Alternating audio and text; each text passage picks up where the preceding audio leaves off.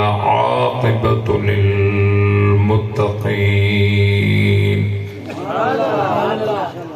والصلاة والسلام على سيد الأنبياء والمرسلين وعلى آله وأصحابه الطيبين الطاهرين لا سيما على الخلفاء الراشدين المهديين ولعنة الله على أعدائهم الرافضين الكافرين المرتدين آمين أما بعد فأعوذ بالله من الشيطان الرجيم بسم الله الرحمن الرحيم يا أيها المدثر قم فأنذر وربك فكبر وثيابك فطهر والرجز فاهجر صدق اللہ العظیم. درود پاک. اللہم صلی علی محمد وعلی آل محمد کما صلیت علی ابراہیم وعلی آل ابراہیم انک حمید مجید.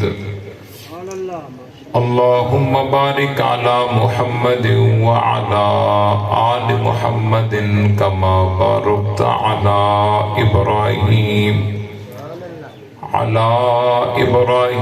وعلی آل ابراہیم انک حمید مجید.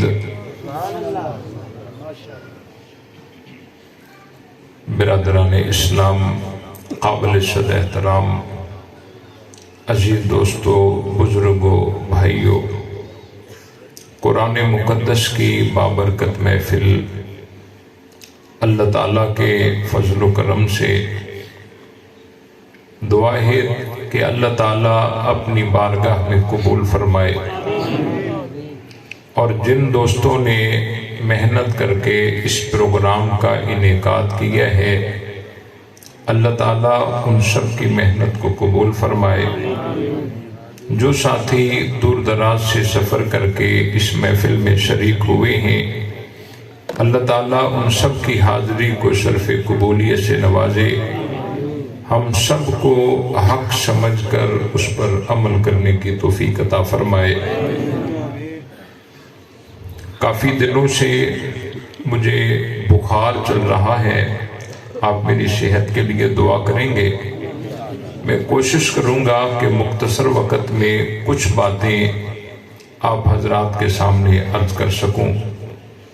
قرآن مجید کی جو آیت میں نے آپ حضرات کے سامنے تلاوت کی ہے اس میں اللہ تعالیٰ اپنے محبوب نبی حضرت محمد الرسول اللہ صلی اللہ علیہ وسلم کو مخاطب کر کے فرما رہے ہیں یا ایہا المدثر قم فانذر، او چادر کو اوڑھنے والے اٹھ اور لوگوں کو رب کے عذاب سے ڈرا. وَرَبَّكَ فَكَبِّرْ، اور اپنے رب کی کبریائی کو بیان کر. وَثِيَابَكَ فَطَهِّرْ، اور اپنے کپڑوں کو پاک رکھ. وَالرُّجْزَ فَاهْجُرْ، اور گندگی سے دور رہ. گندگی کو دور کر یا گندگی سے دور رہ، مقصد ایک ہی ہے. ہم سب کا عقیدہ ہے کہ اللہ تعالیٰ کے سب سے بڑے فرما بردار نبی پاک صلی اللہ علیہ وسلم ہے۔ نبی پاک صلی اللہ علیہ وسلم ہے۔ اللہ تعالیٰ نے فرمایا گندگی کو دور کر، تو اللہ کے نبی نے گندگی کو دور کیا یا نہیں کیا؟ بولو کیا نا۔ والرجز فہجر، گندگی کو دور کر یا گندگی سے دور رہ، مقصد ایک ہی ہے۔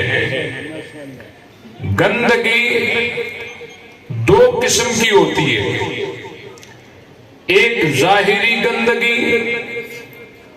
کپڑے پر ناپاک چیز لگ جائے اس کو ظاہری گندگی کہتے ہیں، اور ایک باطنی گندگی ہے،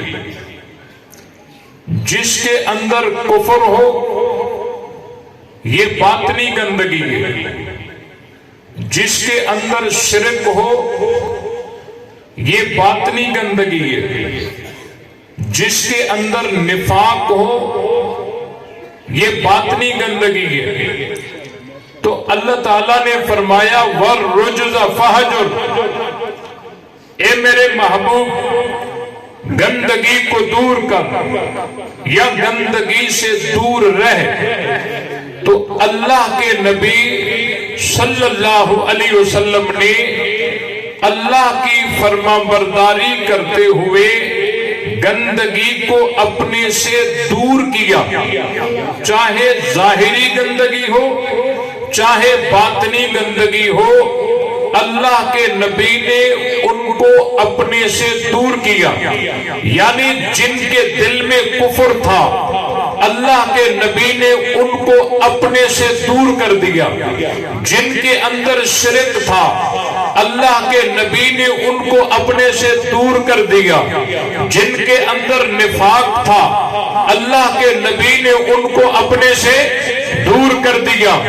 لیکن جن کو حضور علیہ السلام دور نہیں کرتے، ساتھ لے کر چلتے ہیں، ہمیشہ ساتھ ہیں، کبھی دیکھو تو بدر میں ساتھ لے کے جا رہے ہیں، کبھی دیکھو تو احد میں ساتھ لے کے جا رہے ہیں، کبھی دیکھو تو تبوک میں ساتھ لے کے جا رہے ہیں، کبھی احزاب میں ساتھ ہیں، کبھی مکے میں ساتھ ہیں، کبھی مدینے میں ساتھ ہیں، کبھی عرفات میں ساتھ ہیں، کبھی مینا میں ساتھ ہیں، کبھی مزدلفہ میں ساتھ ہیں، کبھی ہجرت میں ساتھ ہیں، کبھی غار میں ساتھ ہیں، اور آج مزار میں ساتھ ہیں۔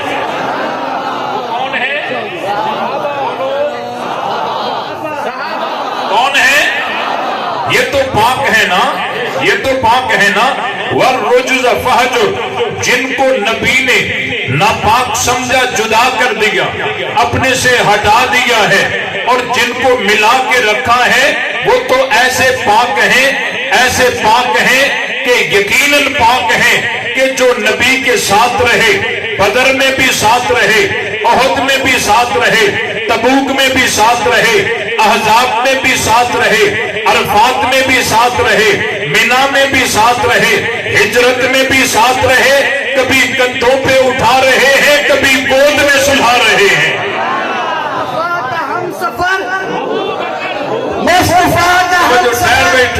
حضرت حیدری شہید رحمت اللہ علیہ فرمایا کرتے تھے کہ نعرہ مائک پہ نہیں لگتا، نعرہ لگانا ہے تو ویسے لگاؤ، نعرہ مائک پہ، مائک میرا حق ہے۔ وَالرُّجْزَ فَہْجُرْ، ہمارے نبی پاک ہیں، ہمارے نبی، ہاتھ بلند کر کے، ہمارے نبی پاک ہیں۔ اور آگے اللہ تعالیٰ نے فرمایا اس سے پہلے وَثِيَابَكَ فَطَهِّرْ، اپنے کپڑوں کو پاک رکھ، اپنے کپڑوں کو پاک رکھ۔ اور ایسا ہو نہیں سکتا کہ اللہ حکم کرے اور اللہ کے نبی فرما برداری نہ کریں، ایسا نہیں ہو سکتا۔ اللہ نے فرمایا وَثِيَابَكَ فَطَهِّرْ، اپنے کپڑوں کو پاک رکھ، اور کپڑوں کو لباس کہا جاتا ہے۔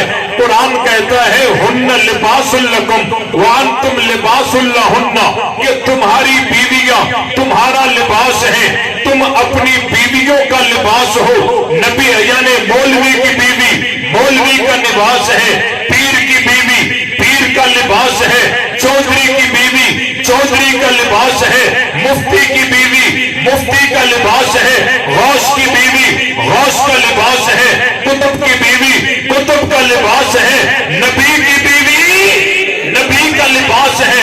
وَثِيَابَكَ فَطَهِّرْ، قرآن کہتا ہے، اللہ کہتا ہے اپنے کپڑوں کو پاک رکھ۔ ہمارا نبی بھی پاک ہے، ہمارے نبی کا لباس بھی پاک ہے۔ اگر یوں بات سمجھ نہیں آتی، قرآن کہتا ہے یا نساء النبی لستن کأحد من النساء ان اتقیتن فلا تخضعن بالقول فیطمع الذی فی قلبہ مرض وقلن قولا معروفا وقرن فی بیوتکن ولا تبرجن تبرج الجاہلیۃ الاولی واقمن الصلاۃ وآتین الزکاۃ وأطیعن اللہ ورسولہ انما یرید اللہ لیذہب عنکم الرجس اہل البیت ویطہرکم تطہیرا۔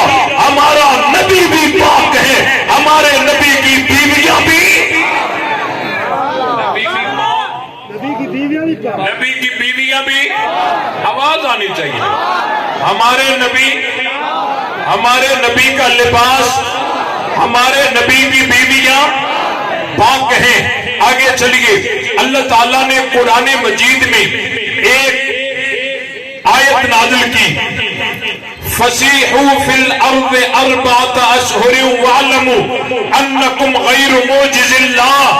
اللہ تعالیٰ نے سورہ توبہ کی ان آیات کو نازل فرمایا کہ مشرکین مکہ کے سامنے یہ اعلان کر دو کہ تمہارے لیے 4 مہینے کی مہلت ہے۔ 4 مہینے کے بعد کوئی مشرک مکے میں نظر نہ آئے، کوئی مشرک مکے میں نظر نہ آئے، کیونکہ نبی بھی پاک ہے، نبی کا لباس بھی پاک ہے، نبی کی بیویاں بھی پاک ہیں، اور نبی کا مکہ بھی پاک ہے۔ کوئی مشرک 4 مہینے کے بعد مکے میں نظر نہ آئے۔ اور جب یہ آیت نازل ہوئی، آپ علیہ السلام نے یہ آیت سکھائی حضرت علی کو۔ اس کو بھائی حضرت علی رضی اللہ تعالی عنہ کو سکھائی۔ حضرت علی سے فرمایا جاؤ مشرکین مکہ کے سامنے اعلان کر دو کہ 4 مہینے کی مہلت ہے، 4 مہینے کے بعد کوئی مشرک مکے میں نظر نہ آئے۔ حضرت علی نے نبی کے دور میں ان کے سامنے ہو کر یہ اعلان کیا کہ 4 مہینے کی مہلت ہے، 4 مہینے کے بعد کوئی مشرک مکے میں نظر نہ آئے تو ہمارا نبی بھی پاک ہے، نبی کا لباس بھی پاک ہے، نبی کی بیویاں بھی پاک ہے، نبی کا مکہ بھی پاک ہے۔ اب ذرا دیکھیے، وہی علی ہے، نبی کے دور میں اعلان کر رہے ہیں کہ کوئی مشرک مکے میں نظر نہ آئے، وہی علی ہے، نبی کے جانے کے بعد حدود مکہ میں میدان عرفات میں بیٹھ کر صدیق اکبر سے حج کا خطبہ سن رہے ہیں۔ وہی علی ہے، نبی کے دور میں اعلان کر رہے ہیں کوئی مشرک مکے میں نظر نہ آئے، لیکن وہی علی ہے، نبی کے جانے کے بعد حدود مکہ میں میدان عرفات میں بیٹھ کر 10 سال حضرت عمر سے حج کا خطبہ سن رہے ہیں۔ وہی علی ہے، نبی کے دور میں اعلان کر رہے ہیں کوئی مشرک مکے میں نظر نہ آئے، لیکن وہی علی ہے، نبی کے جانے کے بعد حدود مکہ میں میدان عرفات میں بیٹھ کر حضرت عثمان سے 12 سال حج کا خطبہ سن رہے ہیں۔ پتہ چلا کہ علی کے عقیدے میں ابو بکر بھی مومن ہے، عمر بھی مومن ہے، عثمان بھی مومن ہے، تو جو عقیدہ حیدر کا ہوگا وہی عقیدہ حیدری کا ہوگا۔ صدیق اکبر، عمر فاروق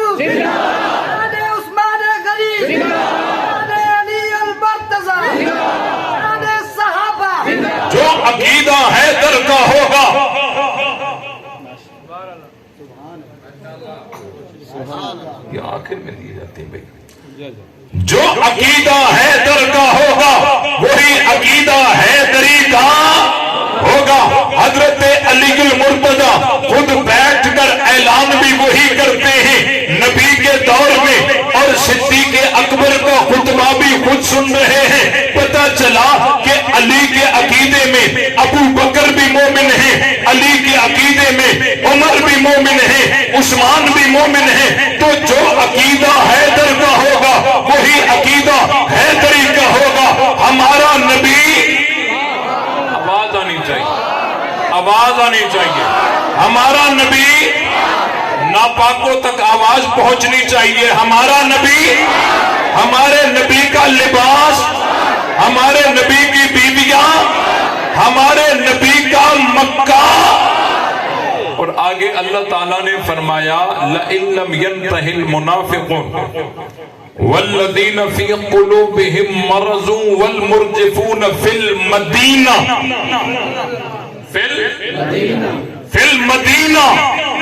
لَنُغْرِيَنَّكَ بِهِمْ ثُمَّ لَا يُجَاوِرُونَكَ فِيهَا إِلَّا قَلِيلًا ملعونین اینما ثقفوا اخذوا وقتلوا تقتیلا.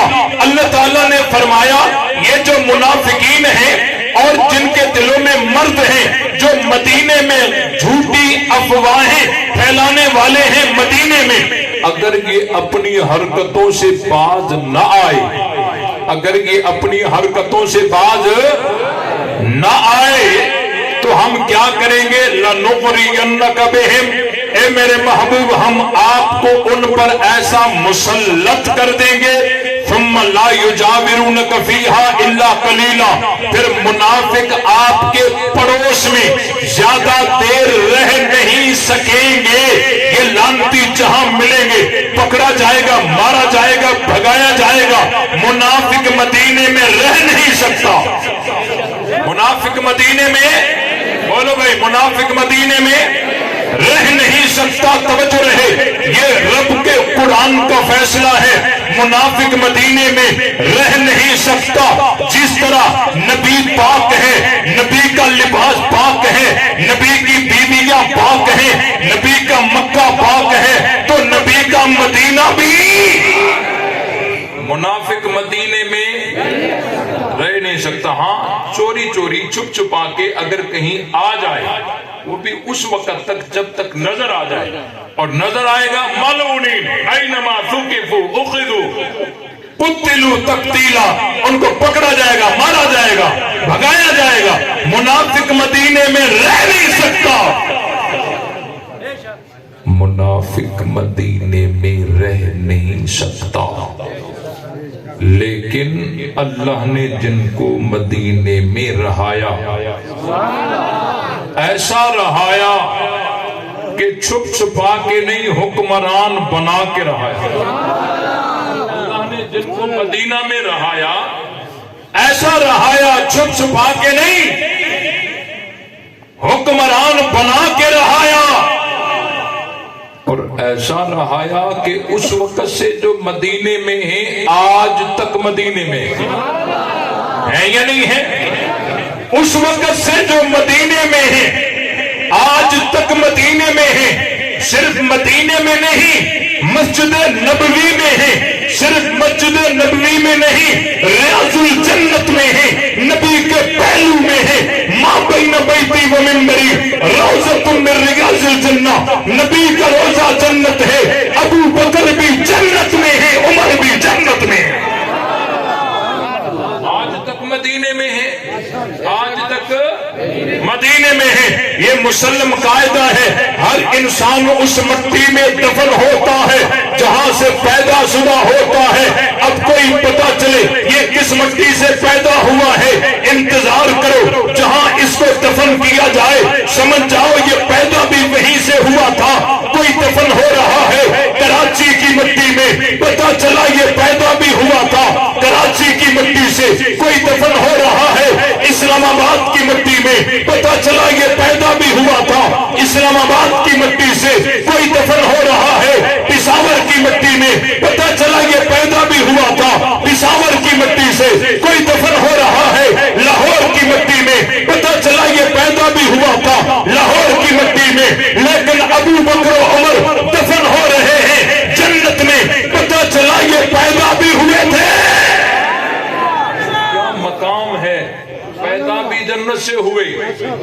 دفن بھی جنت میں ہوئے، اٹھیں گے بھی جنت سے، جائیں گے بھی جنت، اٹھیں گے بھی جنت سے، جائیں گے بھی جنت سے۔ تو ہمارا نبی،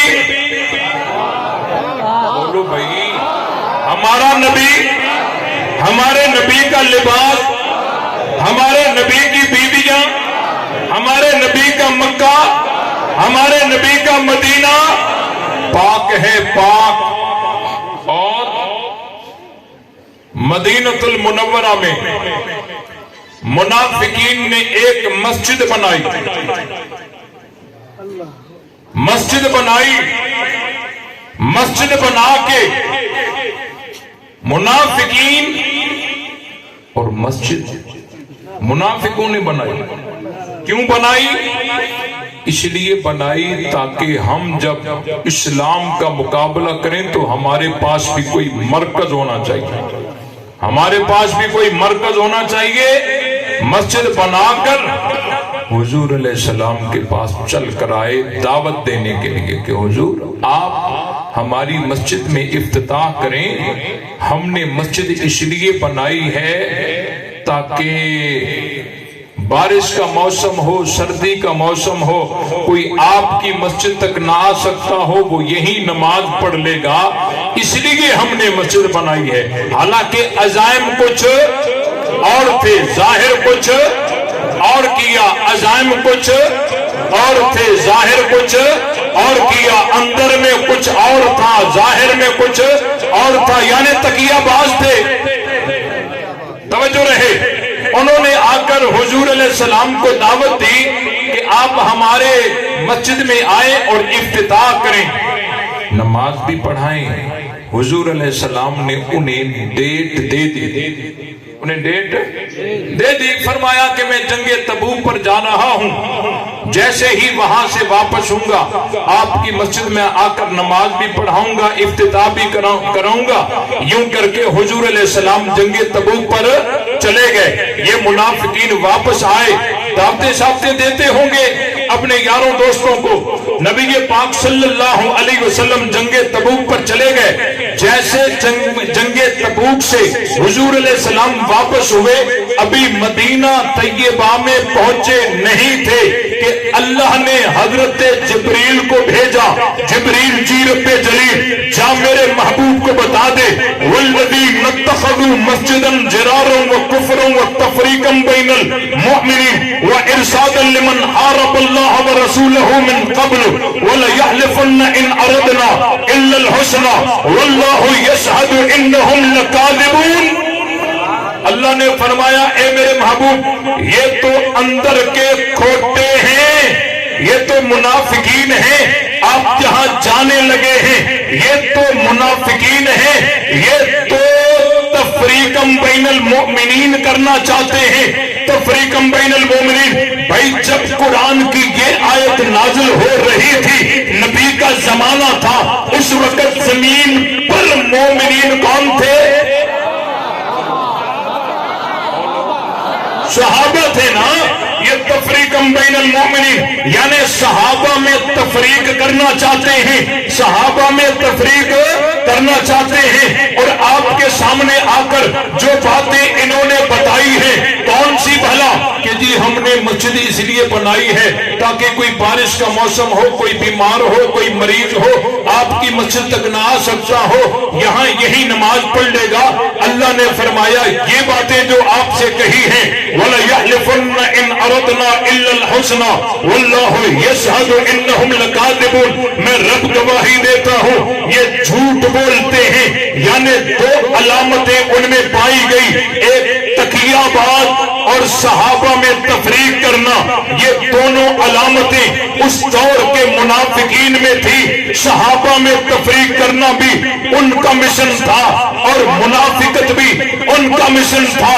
ہم تو تفریق صحابہ کے قائل نہیں ہیں، ہم تو کہتے ہیں صحابہ اور اہل بیت میں اتنا پیار ہے کہ بیٹا علی کا ہے نام ابو بکر ہے، بیٹا علی کا ہے نام عمر ہے، بیٹا علی کا ہے نام عثمان ہے، بیٹی علی کی ہے، زوجہ عمر کی ہے، گھر عثمان کا ہے،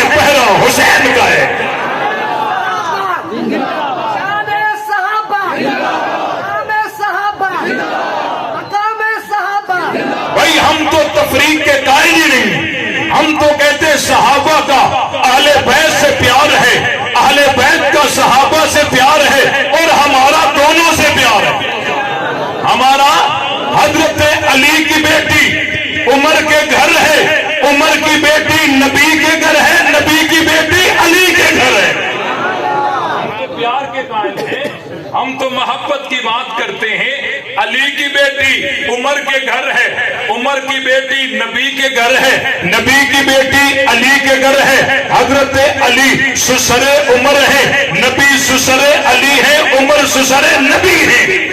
ہم تو سب کو مانتے ہیں۔ حضرت علی المرتضیٰ نے اپنی بیٹی ام کلثوم بنت فاطمہ بنت محمد صلی اللہ علیہ وسلم کا نکاح حضرت عمر بن خطاب سے کرایا۔ یہ محبت کی بات ہے، ہم ہر چوک پہ کریں گے، ہر چوراہے پہ کریں گے۔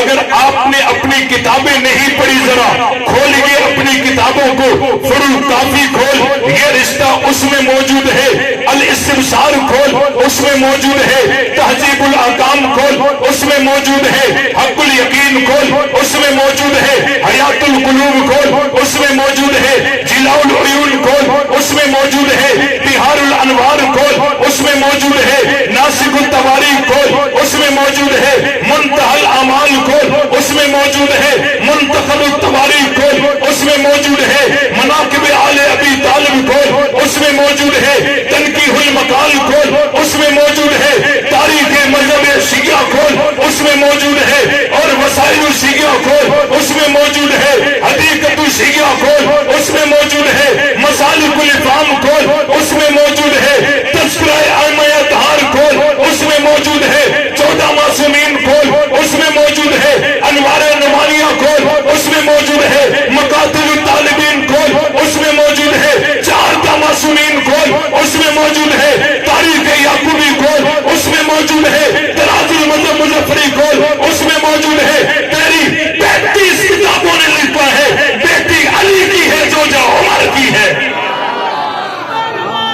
پیار کی بات کرتے ہیں، محبت کی بات کرتے ہیں، علی کا عمر سے پیار ہے، عمر کا علی سے پیار ہے، اور محبت کی بات تو بار بار کرنی چاہیے، ہر بار کرنی چاہیے، ہر جگہ کرنی چاہیے۔ عرض یہ کر رہا تھا، وہ حضور کے پاس آئے دعوت لے کر کہ آپ نماز پڑھائیں، ہمارے پاس آ کر نماز پڑھائیں۔ یہ دعوت دینے والوں میں 2 نشانیاں قرآن نے بتائیں، تقیہ باز بھی تھے اور صحابہ میں تفریق والے بھی تھے، تفریقم بین المومنین، یہی ہے نا 2 نشانیاں جن میں تھی، انہوں نے نبی کو دعوت دی تھی، وحدت امت میں شرکت کی نہیں، نماز کی، ٹھیک ہے۔ حضور علیہ السلام نے انہیں ڈیٹ دے دی تھی، آؤں گا، کہہ دیا تھا آؤں گا، جیسے جا رہے تھے اللہ کا پیغام پہنچا، اے میرے حبیب یہ تو عزائم ان کے یوں خطرناک ہیں، لا تکم فیہ ابدا، آپ ڈیٹ کینسل کر دیجئے، وہاں جانے کی کوئی ضرورت نہیں، لا تکم فیہ ابدا، اے میرے محبوب آپ کو وہاں جانے کی اجازت ہے؟ بولو، تھوڑا غور کرو، تھوڑا غور کرو۔ اگر حضور علیہ السلام وہاں چلے جاتے تو کسی کے پیچھے ہو کر نماز پڑھتے یا آگے ہو کر پڑھاتے؟ بولو، تو اللہ نے یہ کہہ کر بھی تو اجازت نہیں دی نا کہ کون سا کسی کے پیچھے پڑھیں گے، آگے پڑھائیں گے تو صحیح۔ اللہ نے فرمایا نہیں، لا تکم فیہ ابدا، یعنی صفوں میں اگر تکیہ باز ہوں تو مصلی پر حضور کو بھی اجازت نہیں۔ بات سمجھ آئی کہ نہیں آئی؟ صفوں میں اگر تکیہ باز ہوں، لا تکم فیہ ابدا، وہاں مصلی پر حضور کو بھی اجازت ہے۔ اچھا ایک اور بات ہے، اگر ذوق ہو تو عرض کروں، تھک تو نہیں گئے میری طرف؟ اچھا ایک اور بات ہے، اچھا یہ جو دعوت دے کر گئے تھے یہ کون تھے؟ منافق تھے نا۔ اچھا ان کے دلوں میں حضور کی محبت تو نہیں تھی نا، تو یہ دعوت کو دے رہے تھے؟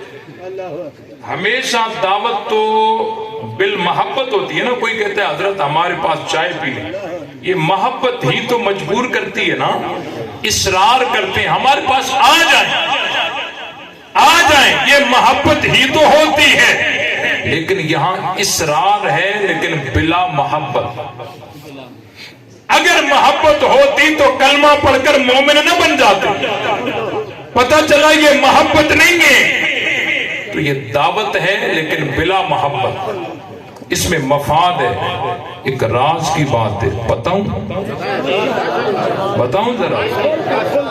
یہ ان کا پرانا طریقہ واردات ہے کہ بڑوں کو ساتھ بٹھا کر نچلے طبقے کا شکار کرنا.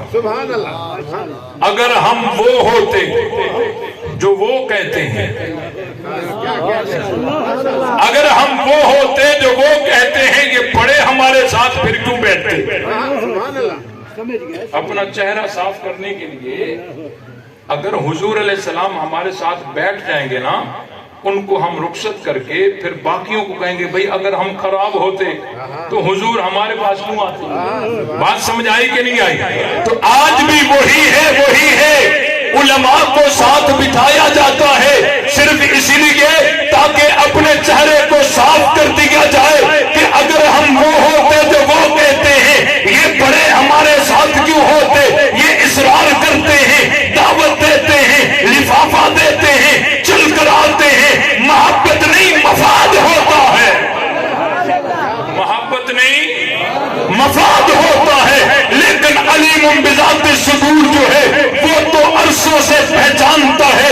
رب نے فرمایا لا تکن فیہ ابدا، اے میرے محبوب آپ کو وہاں جانے کی اجازت ہے. حضور کو روک دیا. آگے قرآن پڑھوں بھائی. اللہ نے حضور کو روک دیا. آگے اللہ فرما رہے ہیں لَمَسْجِدٌ أُسِّسَ عَلَى التَّقْوَى مِنْ أَوَّلِ يَوْمٍ أَحَقُّ أَن تَقُومَ فِيهِ. اے میرے محبوب آپ وہاں نہ جائیں. یہ جو آپ والی مسجد ہے یہ پہلے دن سے اس کی بنیاد تقویٰ پر ہے. یہ زیادہ حق رکھتی ہے کہ آپ اس میں نماز پڑھائیں. اور ایک اور بات بھی ہے فیہ رجال یحبون ان یتطہروا واللہ یحب المطہرین. اس میں ایسے نمازی ہیں جو پاکی کو چاہتے ہیں، اللہ پھر ان کو چاہتا ہے. تیری مسجد بھی اچھی ہے، نمازی بھی اچھی ہے، نمازی بھی. اور نبی کی مسجد کے نمازی کون تھے؟ کون تھے؟ صحابہ. اور وہ پاکی کو چاہتے ہیں، اللہ پھر ان کو چاہتا ہے. ہمارا نبی بھی پاک ہے، ہمارے نبی کی بیویاں بھی پاک ہیں، ہمارے نبی کا لباس بھی پاک ہے، ہمارے نبی کا مکہ بھی پاک ہے، ہمارے نبی کا مدینہ بھی پاک ہے، ہمارے نبی کے صحابہ بھی پاک ہیں. وہاں جائیے، آپ کی مسجد بھی اچھی ہے، نمازی بھی اچھے ہیں. تھوڑا غور کیجئے، یہاں سے اصرار ہو رہا ہے کہ آ جائیں، ایک نماز پڑھا دیں. رب جانے نہیں دیتا. اور یہاں رب ترغیب دے رہا ہے، یہ مسجد بھی اچھی ہے، ادھر نہ جاؤ، یہ نمازی بھی اچھے ہیں. یہاں ان کے ساتھ حضور فجر میں بھی ساتھ ہیں، رب نہیں روکتا. ان کے ساتھ حضور ظہر میں ساتھ ہیں، رب نہیں روکتا. مغرب عشاء میں ساتھ ہیں، رب نہیں روکتا. یہاں ایک نماز پڑھنے نہیں دیتا. یہاں نمازیں بھی ہو رہی ہیں. اور یہ صرف نمازوں کی بات نہیں ہے، بدر میں بھی ساتھ ہیں، رب نہیں روکتا. احد میں بھی ساتھ ہیں، رب نہیں روکتا. تبوک میں بھی ساتھ ہیں، رب نہیں روکتا. یہاں ایک نماز بھی نہیں پڑھنے دی جا رہی، یہاں نمازیں بھی ہو رہی ہیں، سفر جہاد بھی ہو رہے ہیں. اور اس سے آگے بڑھ کر حضور بارات لے کر صدیق اکبر کے گھر جا رہے ہیں، دولہے بن کر واپس ہو رہے ہیں، رب نہیں روکتا. حضور علیہ السلام بارات لے کر حضرت عمر کے گھر جا رہے ہیں، دولہے بن کر واپس ہو رہے ہیں، رب نہیں روکتا. حضرت عثمان 2 دفعہ بارات لے کر نبی کے گھر جا کر دولہے بن کر واپس ہو رہے ہیں، رب نہیں روکتا. حضرت علی المرتضیٰ بارات لے کر نبی کے گھر جا رہے ہیں، دولہے بن کر واپس ہو رہے ہیں، رب نہیں روکتا. وہاں ایک نماز بھی پڑھنے نہیں دیتا. یہاں نمازیں بھی ہو رہی ہیں، سفر جہاد بھی ہو رہے ہیں، رشتہ داریاں بھی ہو رہی ہیں، رب نہیں روکتا. کیا